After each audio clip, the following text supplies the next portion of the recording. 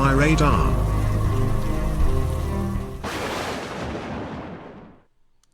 Hey, you guys. I am meteorologist Leslie Hudson. Thanks for sticking with me. I know it's Saturday night, 12:30, and I think we have a couple of people in our that are watching, so that's great.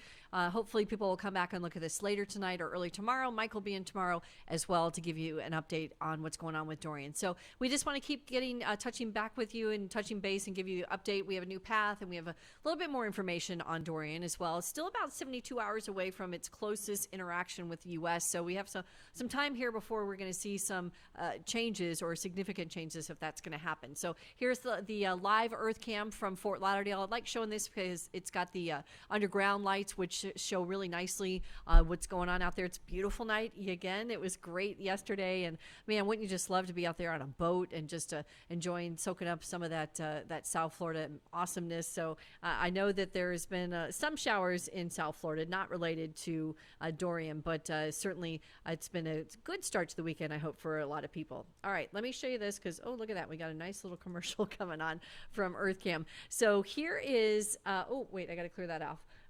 Let's see, where is it? There we go. So here's a picture that one of my friends sent me. She's in New Smyrna Beach riding out the storm, Christy Nielsen, and she sent me this really cool photo from her hotel where they had dumped all of the lawn furniture in their pool. That's pretty common in the state of Florida, and of course probably Texas too, coastal areas that are dealing with a landfalling hurricane. They tried to get their lawn furniture out of the way. I thought it was a really cool picture with that of course cloudy sky off in the background. And then our storm chaser Aaron Jack, he's been here for a couple of days. You guys know that. Got some really cool video at the beach today, Cooper Beach. Look at that. It's just fantastic there. But what is so unusual is that it's Labor Day weekend. This would normally be packed. This is about 60 miles away from us here in Orlando, so I go over to Cocoa. We go over to Cocoa all the time, a lot of Orlandians go over there. There's the Cocoa Pier. That thing is personal. That's been through a lot of hurricanes. Anyway, normally it would be crazy there right now. It would be packed, and the beach would be packed. You wouldn't be able to find room to park your car. It'd be hard to find some real estate on the beach where there wasn't someone right next to you. But even though it's busy, it's for this time of the year on a holiday, it is exceedingly quiet. So a lot of folks, in Florida are getting out of Dodge. They've already gotten out at the coast. So I'm glad to see that folks have took the warning early in Florida. A lot of people are mad, of course, at forecasters right now. But we'll get into that in just a second. Let me just show you this one other quick thing. This is the NOAA 49 plane, and this is the Gulf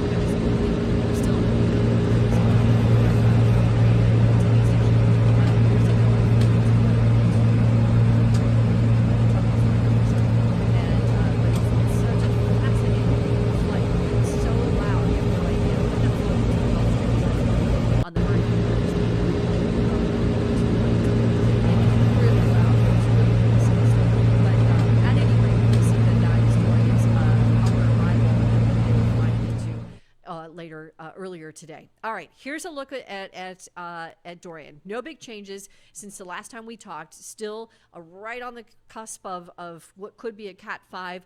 You may have seen Twitter explode earlier tonight. People were like, is it a Cat 4? Is it a Cat 5? And I'm going to hopefully try and unpack some of that, why it doesn't make a difference and why we saw that brief spike. All of that, hopefully we can unpack here in not too much, in too lengthy of a time. Here's a look at, as I kind of zoom in here, the concentric banding features that is a signature of well-defined hurricanes. This is how I want to point it out to you so you can hopefully recognize it.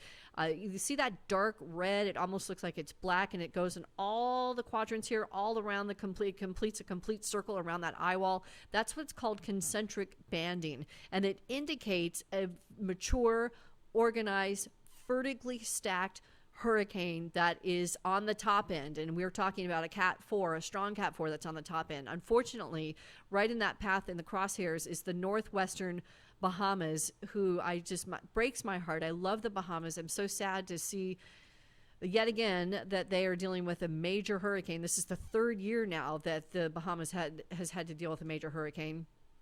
And Dorian's about 300 miles. I didn't get my pointer right on the center there, but it's about 300 miles away from South Florida, right in the crosshairs, as I mentioned, of the Bahamas, and could be slowing down even more, which would be catastrophic for the Bahamas because they're already going to get these high-end Cat 4 winds, and potentially if Dorian stalls over there, over those islands, we could be talking about feet of rain because it would sit over those islands. I really, really hope, I know we're all hoping that doesn't happen, but here's our radar and satellite from the last 24 hours, and you can see that it's getting close to the U.S. We're talking less than 72 hours. So now that we're in that window of opportunity for Dorian to strike, it's really going to be critical on that ridge of high pressure and how it interacts with Dorian, and then a trough of low pressure that's in the lower 48. So there's a look at the onshore flow with some of the showers indirectly to Dorian. Direct impacts to the state of Florida will not come until late tomorrow or early into Labor Day.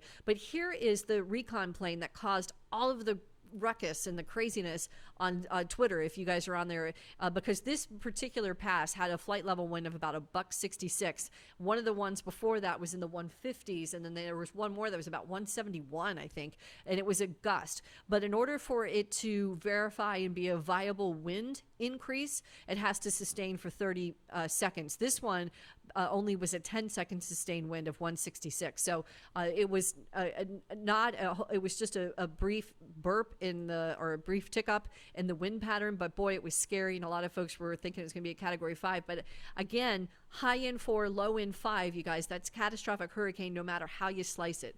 So I don't want to get caught up on the numbers, and I wish social media would back off on that, because I think it's doing a disservice to people that are in its path, because it's going to be catastrophic for whoever deals with it, which is currently the northwestern Bahamas. 26.3 north, 75.1 west, winds maxed out at 150.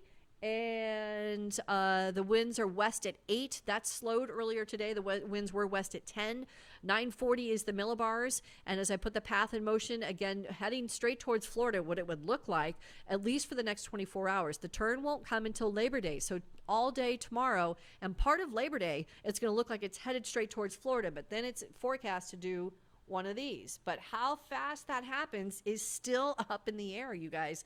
And that's why we still have to fine tune the forecast, or the National Hurricane Center does. And the path, which again, I really want you to look at this. So we still see a large chunk of Florida under the path of uncertainty. Georgia, of course, South Carolina, and North Carolina. But look at all this now, this real estate out here in the Atlantic Ocean, also underneath the path of uncertainty. So the modeling does not do a great job with hurricanes that don't perform as forecast. And Dorian was not forecast to stall. You cannot forecast that. Anyone cannot forecast that. It's not in the technology, the science isn't there. There are cues in the atmosphere where we can say, okay, this ridge is going to come in and block this steering pattern. Steering patterns are forecast to break down, and that we can detect. But the timing of that breakdown, which is what we've got going on here, was not detected accurately. There was some error, and that's why the path or at least the direction of the path has changed, because the timing changed. So it's not that the National Hurricane Center messed up. It's not that meteorologists don't know how to read the data, don't know how to hand it back out to the general public. It's because Dorian did not perform as forecast. And so changes in a hurricane dramatically change paths, and you've seen the corrections every 6 hours, but I'm telling you that the Hurricane Center has done a great job with a difficult hurricane to forecast. So this is the GFS. This shows a wind pattern that would be impacting a lot of Florida on Monday and Tuesday. Guidance in this particular run shows the winds anywhere from 20, 30 miles an hour in sustained areas along the immediate coastline. The run about an hour ago showed about a 50 mile per hour wind in Vero, but this data is just guidance. Again, until it gets a little closer, I'm not holding a lot of stock in what that shows, but I like to show it just as a guidance so you guys can get a general idea. Don't be saying 5 days from now, hey, you said it was going to be tropical storm winds, because again, we're talking about 3 days from now, but it is a good guidance for you, at least to give you an estimate. Okay, steering currents.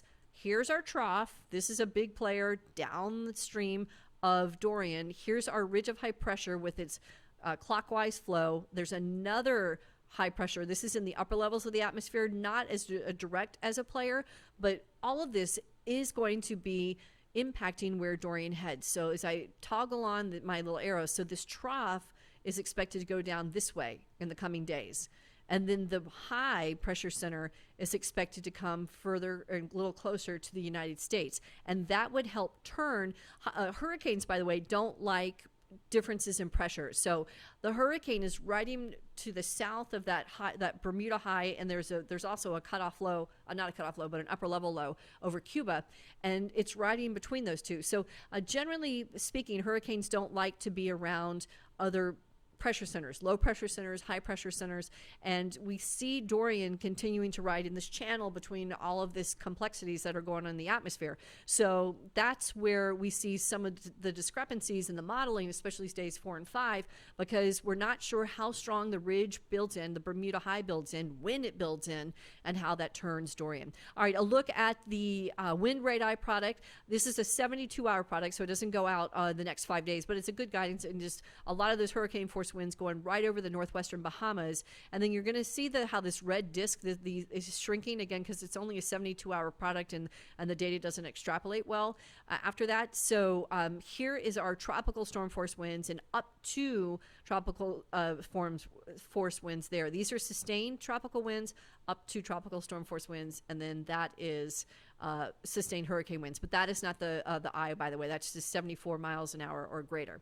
All right, and let me pick this back up. So it gets very close to central Florida, maybe even coming on shore. That's why just these little bobbles could be a big difference. But again, trends in the modeling is what I'm looking at. If the trend tomorrow has another turn away towards the east, then we're probably talking about less of an impact on Florida, but we just don't know. That's why Florida needs to be still in active hurricane mode. And of course, Georgia, South Carolina, and North Carolina, perhaps well underway. Another state of emergency in several states because everybody's trying to ready and get prepared for what Dorian can unleash, which could be a glancing blow, but not directly moving over the U.S. anywhere. So that's how different and how complex this hurricane has been. So the estimated arrival of winds for the most part for the state of Florida would be on Monday, lasting into Tuesday. This is not sustained winds. These would be tropical storm gusts for the most part.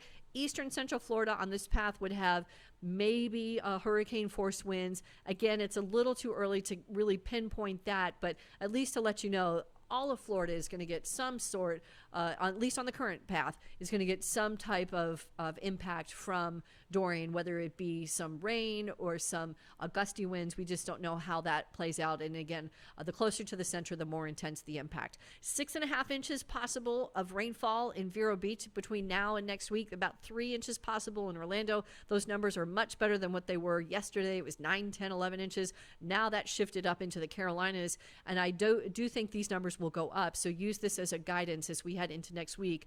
The good news and the upshot to this is that we do not expect Dorian to move slowly. Once it turns north, it's expected to pick up its speed, which is the best case scenario for anyone in the path of a hurricane. When they slow down on land, that's where the catastrophic flooding happens, and that's what happened with Hurricane Florence. Sat over the Carolinas and dumped about 2 feet of rain and killed people, killed a bunch of livestock, but hopefully we will not see that with this system, and we do think it's going to pick up acceleration. But look at the evening model plots. I wanted to show this because look at that little jog back towards Florida, and some of the modeling that is exclusively dealing with the fact that the models are having a hard time picking up on the ridge and how it's going to impact Dorian. They know it's there. They know the ridge is going to steer Dorian, but the timing, again, is where there's this nuance that still has yet to be played out. All right, the key messaging here. We know Dorian is a very dangerous hurricane.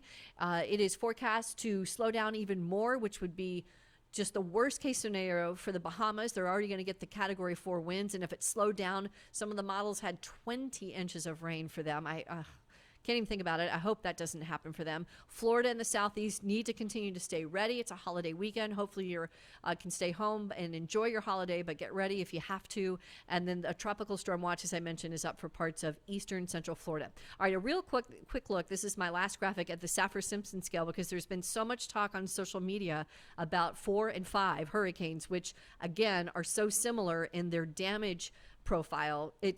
We're splitting hairs, but a category 1, category 2, again, most homes in the U.S. can withstand that. There would be some shingles that would come off some older homes. There would be, of course, loose tree limbs that would come down. There would be some minor structural damage, maybe some sheds, maybe some limbs that damaged some homes. When you get into the category 3 status, we're talking about extreme winds, devastating damage for homes that are not up to code, that can't withstand category 3 or higher. And Florida, for the most part, they changed their building codes after Andrew. Most of the state did. After Michael last year, they changed their building codes, and they're in the process of upgrading all their homes. But most homes in the U.S. can withstand a category 3. Not all are up to grade, but there is definitely a lot of damage that comes to the category 3.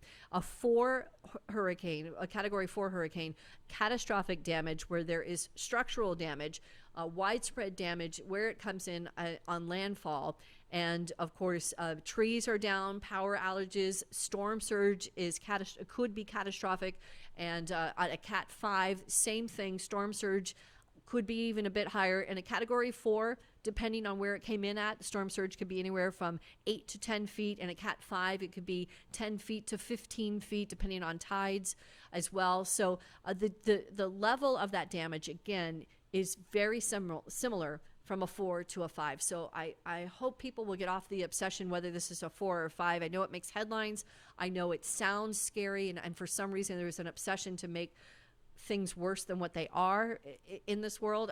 It's bad enough that we have this very powerful hurricane that's heading towards the United States, but in terms of what it's going to do to the U.S., it would be an extreme impact. So we're hoping that this does not head directly towards land. But that is an answer that's a question that has yet to be answered and will not be answered until another 24 hours or so, or maybe even more, depending on Dorian, whether it stalls again. All right, you guys, that's going to do it.